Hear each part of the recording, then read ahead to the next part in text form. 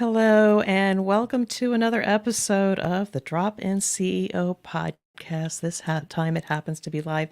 I'm Deb Coviello, and again, I am so grateful you've joined us where week after week, I love having conversations with you, sharing my insights with you, hopefully inspiring you. And just know I do this because I sincerely care about all of you out there, and many of you I have met, but I really, really care about the C suite leader of today, those who just want a seat at the table, and those who want to be those leaders of tomorrow. I just want to help you navigate challenges with confidence. And that is why I put this content out there, because I want to share the best that I have with you, but I also want to share some insights from others that I just gained today. And again, the power of the networking. I reach out to quality people, OPEX, CEOs of companies, because I just want to learn from them, understand their stories, and bring their insights and inspiration. But the reason why you maybe showed up today was because I promised you how to get your resume noticed and into the yes pile. So many leaders see themselves as a series of transactions versus positioning their message for their role that they seek and their value proposition. I know there's a lot of buzzwords in there, but I don't know if people have really talked to you about how to go into the yes versus the no. And I will tell you, there are cool technologies out there, whether it's AI, where either you upload your resume electronically and it starts searching for the right terms or keywords. If you don't make an impression in milliseconds or 10 seconds or less, you go into the no pile. And I don't want that to happen to you. And I know this for a fact, that anyone I have met, when I propose a few small changes to the resume, to the look and feel and messaging, it completely changes the perception of the resume. Remember, it is not about your technical content. Yes, I know you are amazing. You've done some great work. You've got a lot of things you want to share with them, but you're not your resume. You are not your resume. The purpose of your resume is to engage with another human or AI tool, but you want to engage with them. Yeah, you want good keywords in there, but the ultimate outcome is to get into the yes pile, not the no pile. When you think about the outcome versus just you and your resume and everything that you want to squeeze in there to communicate with somebody about all the experience that you have, it's a little bit short-sighted. You need to think about the other person on the other end looking at hundreds and hundreds of applications. You need to stand out, and I'm going to share that with you. But before that, I want to share, an inspirational conversation I had. Again, I tell you, networking is like gold. You never know who you're going to meet. I have brought people on the podcast because of just such amazing people that they are, their stories, their leadership insights, and I learned from them along the way. And isn't that what we're here to do, to better ourselves or better the lives of other people? So networking, find a creative way to get your message out there, the 10-second elevator pitch, not the 30-second. Again, if you like this episode, please reach out to me. I have had this amazing episode that I've put out there called the anti 30-second elevator pitch, because it doesn't work. It doesn't work, even though people have been telling you about it. So if you have any questions about that, or look up a previous event I did, the anti 30-second elevator pitch is surely going to get you into the, I see somebody across the room over there. Excuse me. You want to be engaging. So before I get into my best tips and tricks, I was inspired by a quality leader mid-career, and we were just going back and forth and getting to know each other. And then at the tail end, as we were kind of closing it up, didn't want to take too much of his time. He said, how do I be a better leader? I just want to pick your brain a little bit. He's highly aware. He wants to make an impact. He's read things. He's educated, all of that. I said, how do I become a better leader? And so I was taken aback by this. Okay, great. I am going to share the best. So and he said something like this. And he said, I'm here and I want to be able to get to here. And I said, the first thing is, you made a big mistake. You saw yourself as here. You need to see yourself at the next level and just realize these are just humans like you. Start acting like your authentic leader at this level, not the other one. And so what I want to say to you is, think about Who do you want to be as a leader, not where you're at? You need to project yourself up. So again, see yourself at the next level. You will start acting and being and seeing as that leader. Number 2, use confident words. And I have done this presentation, I've done this podcast many, many times, but we need to use powerful words for influence. So I told him, I said, you need to use words like I propose, I believe, we need, I need, we must. Positive, confident words in our communications, because then you are seen as a strategic leader trying to pull the organization to a future state. And tip number 3, you have been compensated and rewarded for many, many years for being the first one to raise your hand, being the person that has the answer, being correct, and you've dotted your I's and crossed your T's. Well, things have to change. When you become a leader and thrown into situations, the best tool is to speak last. You need to listen to what everybody's saying. You need to ask thoughtful questions. And when all of this is done, step back and reframe what you heard, and then say, this is what I believe we need to do. It shows people you listened to them. It shows people that you had clarity on what the message was and what is the path forward. Speaking last or close to last, you become seen as the wise person in the room and that person at the next level. So I just wanted to share that with you. And again, I am full of insights and thoughts, but I was inspired by this conversation and being asked. But now I want to bring it back to what I wanted to say to you today, and I'll keep it short and sweet. You know, when I frame feedback or thoughts or insights, and again, I learned this from somebody from my past. I sincerely care about them. When you talk about feedback or sharing insights with somebody, so it's actionable and it's positive, I will use the context of what should you continue, what should you start, and what might you change in the spirit of getting your resume to the yes pile by connecting with a human. It's not everything you've done.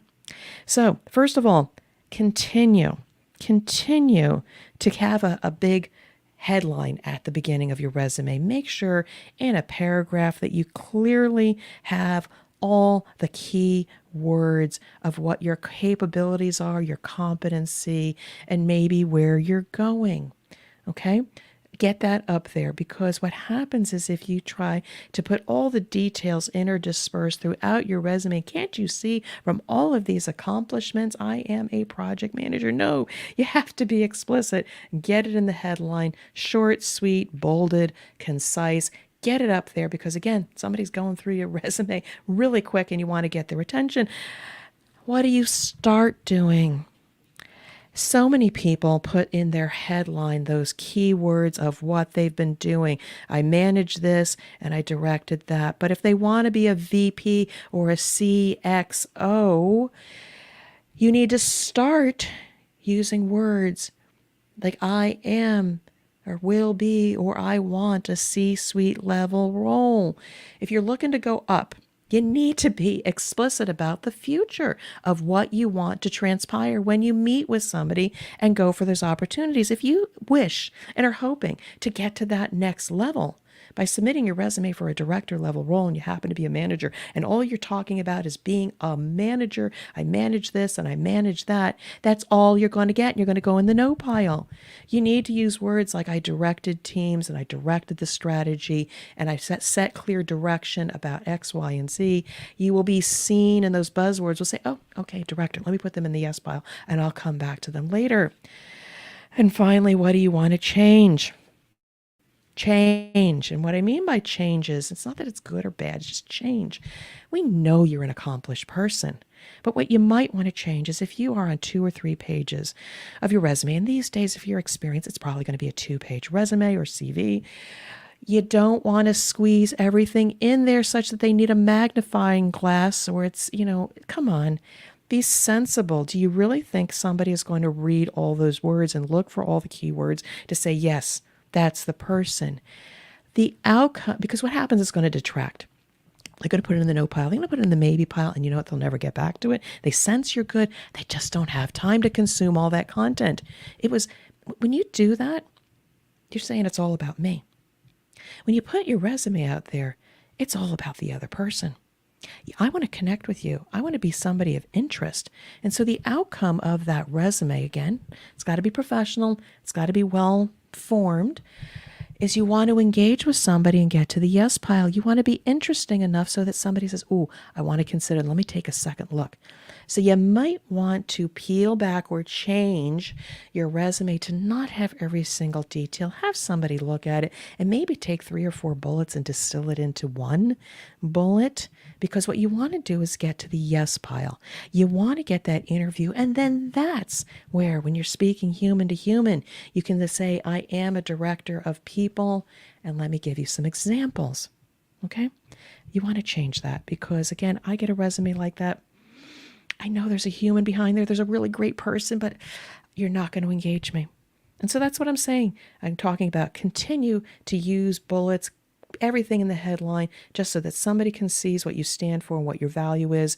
Start positioning it as if you are at the next level already, and people will see you as that. Even if you haven't done that role, you got to start believing and seeing yourself in that role, and then change your resume, your format, such that you might want to go a little bit minimal in order to be able to have the opportunity to go into great detail because you got into the yes pile. And so there you have it. I wanted to get all of that out there because, again, what I said at the beginning, I want you to navigate these challenges with confidence because I don't want you to struggle trying to get that next opportunity. And I want to throw one more thing because I see this person, I just spoke to them, and I just want to say a quick thank you to everybody out there who has been listening to these shows and it resonated and you reached out to me for that 30-minute complimentary conversation. I also spoke to another person that, when they get in a mode, when they get into the interview process, they just want to download and share all of their experience. And what happens with that is you make it about yourself again. And what you need to do is make it about the other person. And maybe you don't know that much about the other person. And we get nervous and we just want to start speaking and saying what's ever on our mind. I might propose to you, yes, slow it down a little bit and just say, "Hey, I'm so grateful that you brought me into this interview because you got into the yes pile. But I just need to understand a little bit of context. Is this a new position?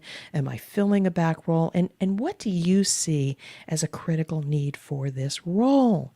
Well, when you slow it down and you turn it into a conversation and that person starts sharing with you bits of information and insight, you can then tailor your response to respond to those needs and curate specific details about your background that may be relevant. Then you control the conversation. And again, keyword conversation versus a regurgitation of your resume because you got into the yes pile.